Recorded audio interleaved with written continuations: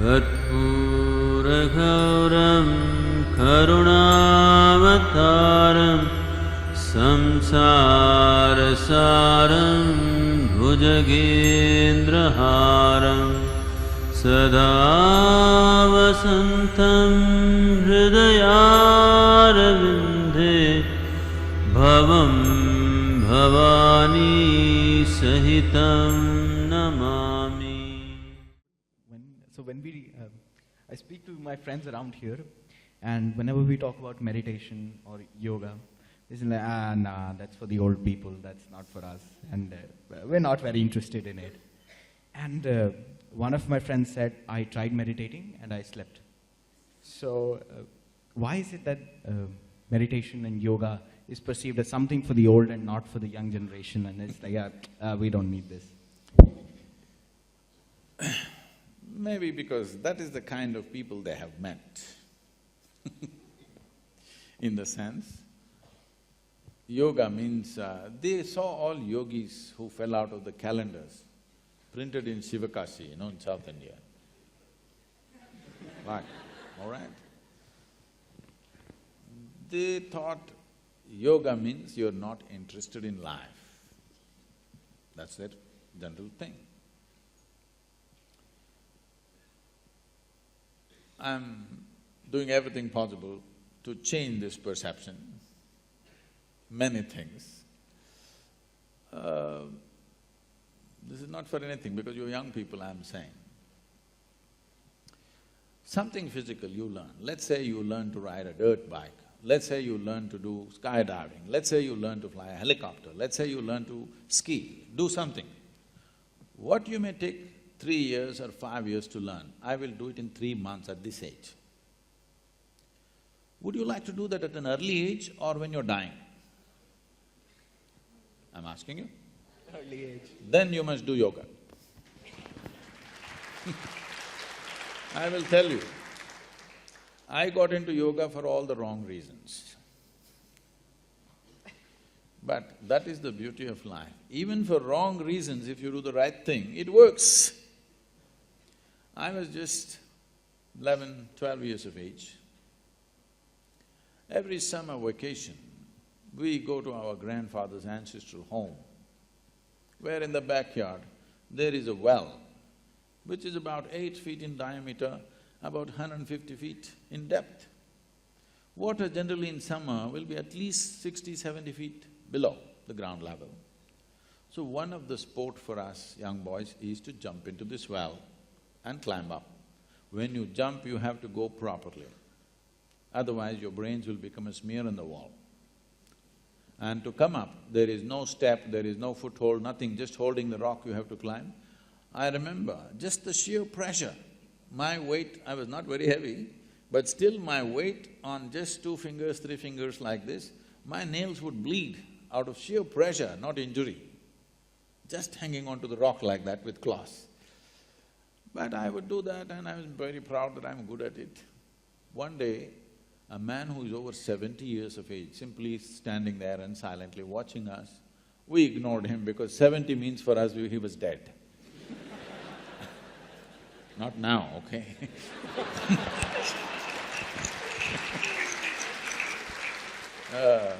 Perspectives of life will change, At that time, 70 means he's gone.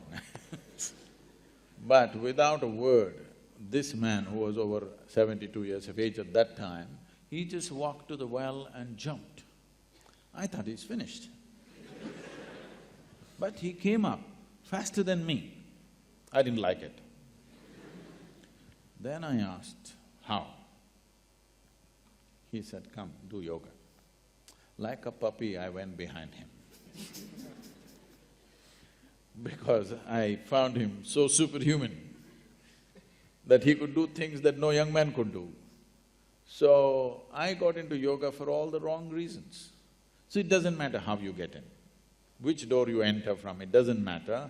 As long as you do the right things, it works. Essentially what yoga means is this. You use a cell phone? What?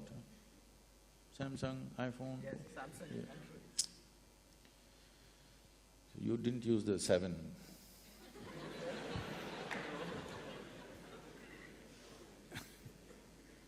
So, if you have a cell phone, is it true, or any gadget, the more you know about it, the better you can use it? Is it so? Yes or no? That's what your entire engineering is about, to know more about everything so that you can use it better, make it better, isn't it? Why is that not true with this? More you know about this, the better you can use it. Anyway, of all the gadgets that you find on this planet, is this the most sophisticated mechanism on the planet? Do you agree with me? If you don't agree with me, then something wrong with you. This is the most sophisticated mechanism on the planet, isn't it? Why is it that you have not paid attention as to see what are all the intricacies of what this is? What this means is, you haven't read the user's manual, but you want to blunder into the world. So, just education is becoming stress. If you want to create something in the world, you will see so many more challenges. So, education, which is the simplest process of all, if that is becoming stress, this is simply because you have not read the user's manual at all. Simply, Samsung, we don't know what will happen. You must learn how to use it. Similarly this, so if you know perfectly well how to use this, then we say you're self-realized. Self-realized does not mean you went to heaven. You know this perfectly well. You know everything, the range of things that this can do. This is all I know in my life. I know this piece of life from its origin to its ultimate. People think I know everything, that's their problem. I know only this.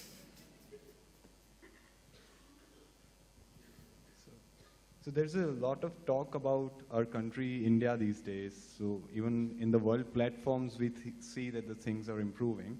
But going to the past of India, if we see the history of world civilizations, we see that India particularly stands out very clearly when it comes to developing ways of this self-experiential ways of realizing this inner truth about ourselves, or knowing the body and the higher truths through self-experiential ways. So what do you think was it that we were able to do properly, that we were able to discover these things? And not just that, we were not just able to discover, but also like proliferate them into the social ecosystem. What was it that led us into this? Essentially a long spell of peaceful, civilized life. A long spell. You must understand this.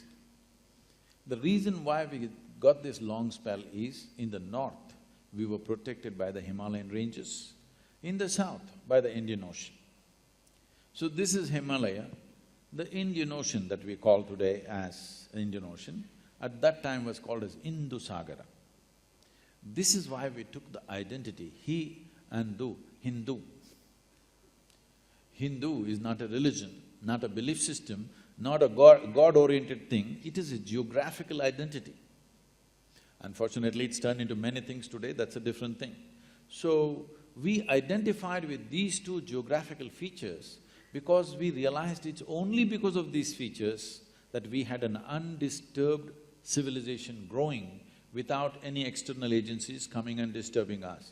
When there is a long spell for a human being where he doesn't have to fight for his survival on a daily basis, that is when human genius flowers. In many ways, human genius flowered. We produce the greatest mathematicians, greatest astronomers, greatest musicians, all kinds of people. And many technologies which we refuse to use simply because we foresaw if you go this way, what will happen to the world, various things. If you look back on the glorious history of this country, it is simply because, which is true even today, see, you can build a great society or a great nation or a great world not by talking about it, only by building individual human beings who are truly great. Without great human beings, where is a great society? Society is just a word, nation is just a word, world is just a word. Individual human beings are the only reality. What kind of people we are, that's the kind of India we have, isn't it? So, the focus, right from ancient times in this country, was always about individual development. We never see… This is why the Western commentators are missing the entire point. They think India never had a civilization because we never spoke about it. We refused to speak about society, about nation. We only spoke about individual development because if you generate great individuals, we will naturally have a great society. A great society is a consequence, it is not the cause. The cause is great individuals. So our focus was always on producing great human beings, never on producing a great society or a nation. That happened as a consequence.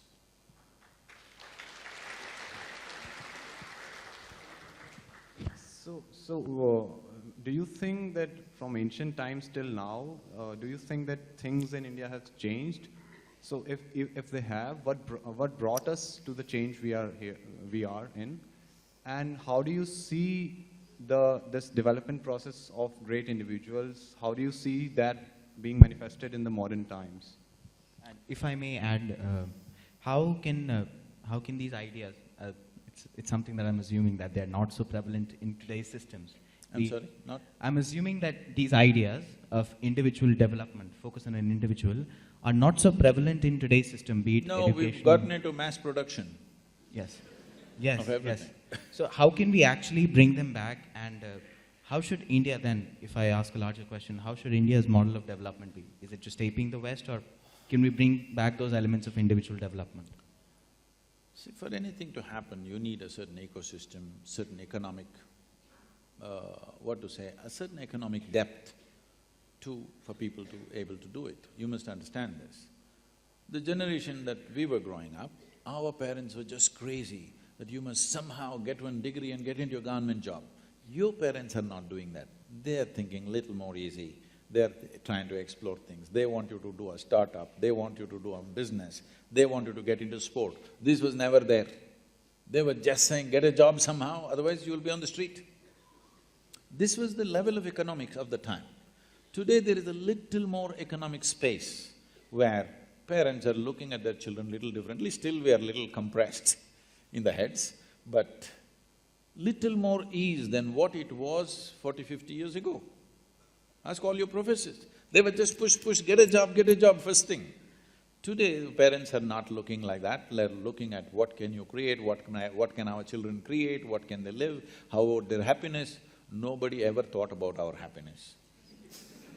Okay? So, it needs a certain economic depth for any society to experiment, to have little more freedom to do things. Otherwise, putting them through the extruder and getting them out in some form in which they're useful, this is what the society will do. This is a natural consequence of 15, 20 generations of extreme poverty. This mental structure and this economic structure is a consequence of 15 to 20 generations of extreme poverty. Very bad poverty means India has suffered poverty like nobody else. People may show, pictures of Africa and stuff, you must know this. In Africa, there have been famines, there have been wars, unnecessary wars and tribal wars which have caused this in small scale.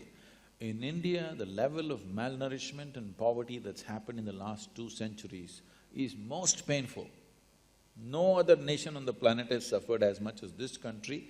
No other country has lost as many people as we have lost in the last century just for hunger and lack of nourishment. Even today it is true, though we are much better today, even today unfortunately it is true that we have the highest number of malnourished people in the country. More than 60% of the rural population, even today, they have not grown, their skeletal system has not grown to full size. When they're in that state, you're only thinking how to make a living. You're not thinking of how to open up human genius. You're not interested in all that. You're not thinking how to become self-realized. You're only thinking how to make a living. So this has happened to us because we've been an occupied nation for too long. We've been ripped off in every other way. There's no point blaming somebody, we didn't take care of it at that time, it went out of our hands. But 250, 300 years ago, everybody wanted to come to India. Why? Because it was the richest country on the planet. We occupied a 33% space in the economic space of the planet at one time. Today probably we are 2 or 3%. So, because of this extreme poverty, we have a certain mindset. But I think in a generation or in next 15, 20 years, a whole lot of people will come out of this. Because there's little more ease, little more space to play with, little more space to push it. So as a part of this, we are creating this space in many ways. We have 3 types of education, in Isha. We have what's called as Isha Vidya, which is in rural India, which includes our own schools, which are mainly focused towards teaching English language, computer sciences, regular academic education at a certain level, bring discipline and well-being, health and well-being, nourishment, which is most important in the villages, and get them out of the village, because to get out of that economic and social pit in which they are, education is just a passport for them. That's one level of education. Another level of education, we have what's called as Isha Homeschool. This is for the little more affluent people. This happens inside the yoga center itself. We have a huge tract of land and various facilities. These schools are run in a certain way. 20 children live with 2 dedicated house parents, and everything, the school itself is inside the house. That's why it's called a home school. Only for playground, laboratory and libraries, they go out. Everything is inside the house. This turns out expensive, an expensive way of delivering education, but this is done by dedicated people. As a rule, we never take any trained teachers. We have doctors, engineers, accountants, all kinds of people, but no trained teachers, because we want education to happen as an inspiration, not as putting, shoving down information down somebody's throat. As an inspiration, children should get that spark of wanting to know something. There is a whole range of activity of theatre, art, music, sport, all kinds of things. Many of our… 2-3 of our boys are now in professional football in Germany. So, like this, they're going into various things. This school gives an enormous range of things. And I made this now, 11th, 12th, I made it 3 years. Not 2 years, 3 years. I said 1 year extra, because by the time they get to 11th, a whole lot of parents will get marks mad. We have invested so much time in music, theatre and many things. Now 11th standard comes and everything is dropped and they just start doing only trying to get marks. So I said, 3 years, if you want you stay, otherwise no. The surprising thing is nobody wants to withdraw their children. This wouldn't have happened 25 years ago. Everybody would have withdrawn their children. Now nobody wants to withdraw, not even one child wants to be withdrawn. Everybody wants to go through 3 years for 2 years. Just as an experiment, I announced this. Everybody is taking to it. The idea is, see, Indians, wherever I go, what I see is they are in the best jobs, they're earning well, they're highly qualified, but they can't sing, they can't dance, they can't paint, they can't do any damn thing except going to work. Really, this is an unfortunate thing, there's no life. So, so I thought we must invest enough in the children. Before they get into professional colleges, we have to invest enough in their art, music, sport, variety of interests. They must explore many things. There's another school which we call as Isha Sanskriti. Here, if any child enters, compulsorily they must stay with us as a commitment for 12 years. Only with that commitment we take the children. Here there's no academics, they learn only yoga. Kalaripayattu, which is the mother of all martial arts. Have you seen Kalaripayattu, Kerala? Yes. Kalaripayattu, classical dance, classical music, Sanskrit language and English language. This is all they learn. You must see these children, you won't believe. They are a different set of human beings altogether. Here the focus is just this, developing human body and human brain to its fullest without a purpose. I am doing this because this is how I grew up. I grew up without a purpose. My father was beat his head and said, what will this boy do? He's not getting qualified for anything. So I would say, if I'm not qualified for anything, I can do just about everything.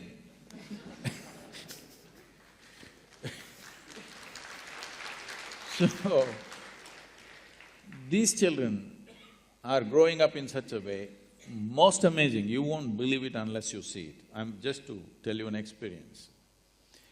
From age of 6 to 18, they're with us. After that, if they wish, they can stay, otherwise they can go out and do what they want to do. There are many things that they can do which we are supporting them to do.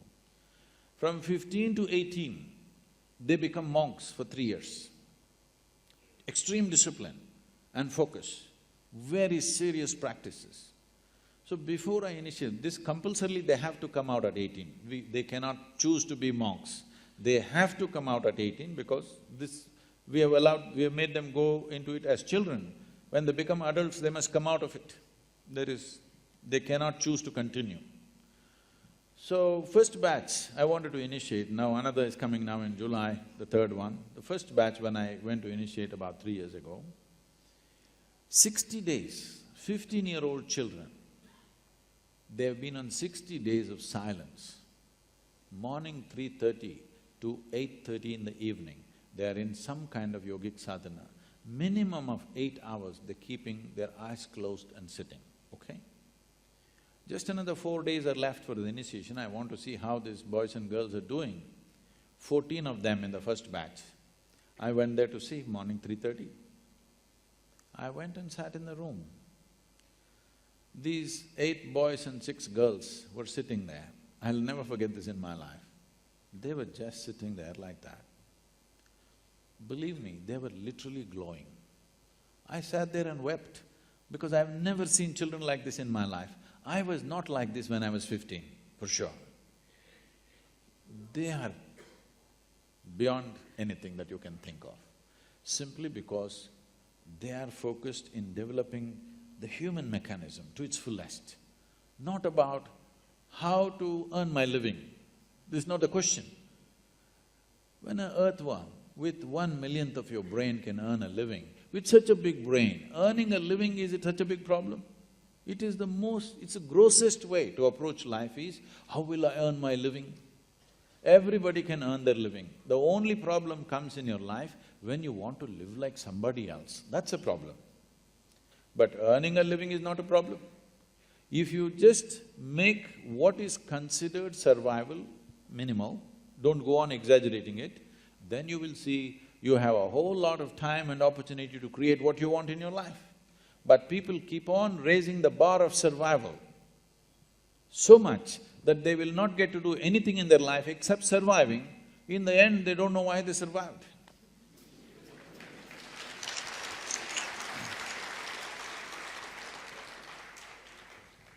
So I think there's a lot of curiosity in the audience also building up.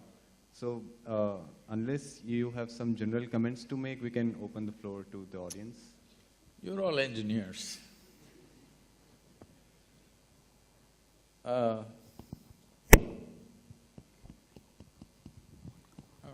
They're disarming you.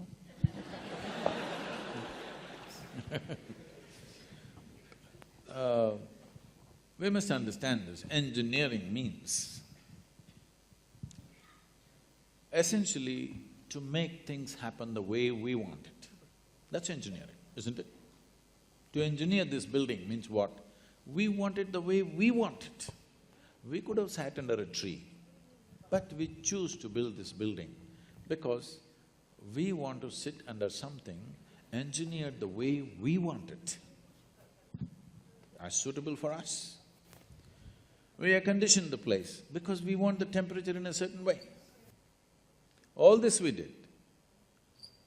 But is it not important that you engineer this the way you want it? Hello? Outside is air-conditioned, inside is boiling, what's the point? I'm saying power is being wasted on you. In the last 150 years, with the advent of science and technology, we have more comforts and conveniences than any generation ever could imagine, isn't it? Yes or no? I'm looking for a higher opinion again. You have more comforts and conveniences than any generation could ever imagine. We are the most comfortable generation ever, physically, materially. But can you say, are you the most peaceful generation? Joyful? Loving? No. Or can you even say you're the most intelligent generation? That'll be a wrong thing to say. Anybody who claims he is intelligent amounts to foolishness, isn't it? Because the significance of intelligence is, it shows you how many loopholes are there in your intelligence. Only a fool thinks there are no loopholes. A truly intelligent person always sees how many loopholes in my intelligence. The significance of being in a technological institute is not about just getting qualified to get some job somewhere or a passport out of the country. It should become a way of creating life, making life happen better than the way it's happening right now, because this is a fundamental responsibility that we have as a generation of people, because we occupy this space on the planet for a short, brief time. When the last generation gave this planet to us, whichever way they gave it, it's our business that when we leave it little better than the way we had it. Very important. How better? In what way better? You can decide that. I won't say only ecologically better, but in every way better. It must be better than the way we got it. This means we have to engineer ourselves to fit in such a way. See, a well-engineered machine means least amount of friction, isn't it so? Yes? A well-engineered machine means what? Least amount of friction. Heavy friction means badly engineered, isn't it? Isn't that the understanding? So the fundamentals of yoga is this. The fundamentals of yoga is in the geometry of physical existence. If you understand the geometry of what this human mechanism is, the body is, the psychological structure is, the chemical processes are, the energy structures are, if you understand the geometry of this and become capable of observing the cosmic geometry, if these two things are well aligned, suddenly your life hits off like a magic. Your life is no more a miserable drag, but it's magical simply because you have gotten the right geometry of things. Anything that is geometrically perfect will function absolutely smoothly and for a very long time. This is something that you must do to yourself when you're young. It doesn't matter what you want to do in your life. One thing must happen, your body and your brain should not come in your way. They must work for you. Yes or no? Hello? Never your body and your mind should not come in the way of who you want to be. Right now for most people, they themselves are a big issue. When you are an issue, how will you address the issues in the world? If you really want to address the issues in the world, this one should never be an issue, isn't it? I am not the issue here. I am never the problem. If there are problems, I will deal with it, but I am never the problem. This must happen to you, isn't it? Please make yourself like this, that you are never the problem. You're always a part of the solution, never a part of the problem. Right now, right now we have developed a certain attitude in the country, a whole lot of people, for every solution they invent a problem. For every solution they have found a problem. So there are people who are working for problems, there are people who are working for solutions. Young people should stand up and become a solution for future generations to come and your own life to blossom. Because the greatest fulfillment in one's life is that you function in such a way that you could do something which is much larger than yourself. This must happen. This is the highest fulfillment of activity, that you are able to do something which is larger than yourself. Only then you will see fulfillment in activity. Activity is one thing, but most important thing is how you are. People come to me like, right now you're all saying your IIT is the problem, so I'm inviting you to IYC, Isha Yoga Center. Lot of people come to me and say, Sadhguru, these are people who passed out. okay? Sadhguru, my mother-in-law, she's another, you know, from somewhere else she is. I just don't know how to live with this person. And my husband, after all, her son.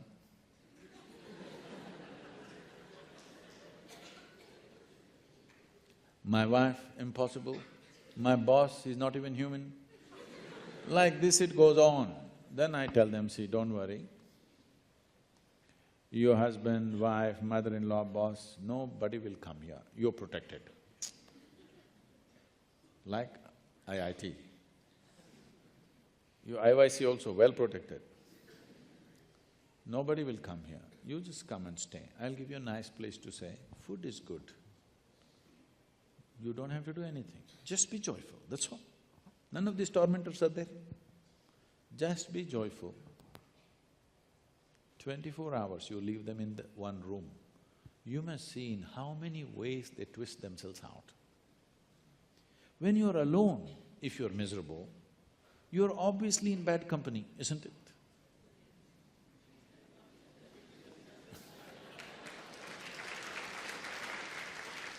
So all the young people should do this to yourself. At least for 3 days, 1 week, I will provide you the atmosphere, otherwise you can walk into the Himalayas. But there is no food and supply, you know, you will have to go searching. I will provide you food, everything. Just come, spend some time, not with any purpose, simply. If you sit alone for 3 days, no television, no book, no texting, simply by yourself, let's see what happens. You must know the nature of who you are. You should not go on dodging yourself and one day you will explode into something. You must know what is the level of madness you're suffering. When I say madness, if your mind is out of your control, is that called madness in definition? Hello? If your mind does not take instructions from you, it's out of control, is that called madness? Just try.